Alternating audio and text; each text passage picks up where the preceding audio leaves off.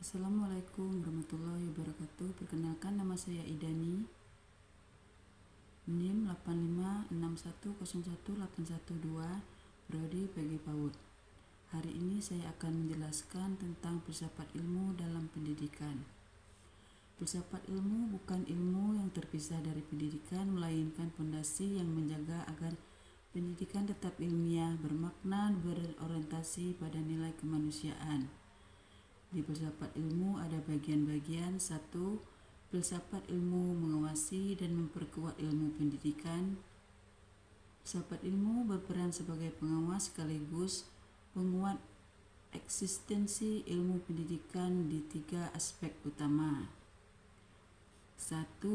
Ontologi, menjawab apakah hakikat ilmu pendidikan.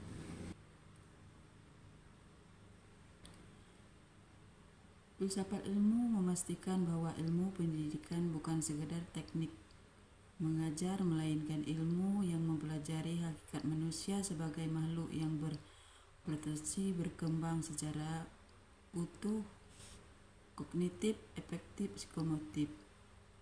Epistemologi menjawab bagaimana kita memperoleh pengetahuan pendidikan yang valid. Filsafat ilmu menguasai metode penelitian, pendidikan, memperoleh pengetahuan.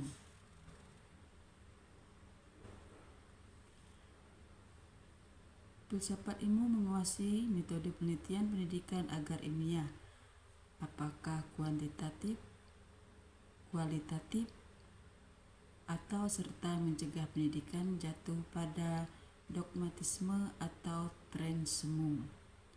Aksiologi menjawab untuk apa ilmu pendidikan itu.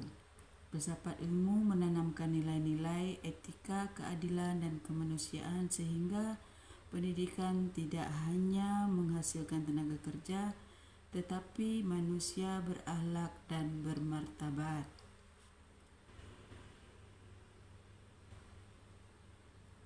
Tanpa filsafat ilmu, pendidikan mudah kehilangan arah dan menjadi sekadar alat teknis yang hampa nilai.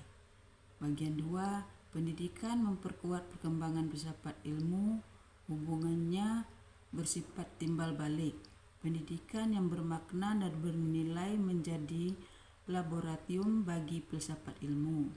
Melalui praktik pendidikan yang baik, filsafat ilmu terus diuji, dikritis, dan dikembangkan. Contoh, ketika pendidikan inklusif berhasil menciptakan lingkungan belajar yang adil, filsafat ilmu mendapatkan bahwa empiris baru untuk menyempurnakan teori keadilan, epistemik, dan ontologi pendidikan. Pendidikan yang berkualitas melahirkan generasi baru yang mampu berpikir filosofis sehingga filsafat ilmu tidak berhenti di ruang teori melainkan terus berkembang secara dinamis. Bagian 3. Filsafat ilmu sebagai pisau analisis.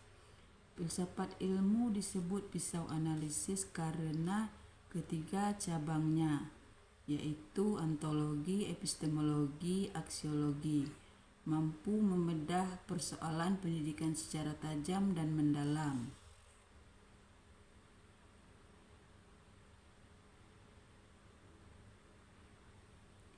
Ontologi, mengapa banyak siswa merasa tersaing di sekolah?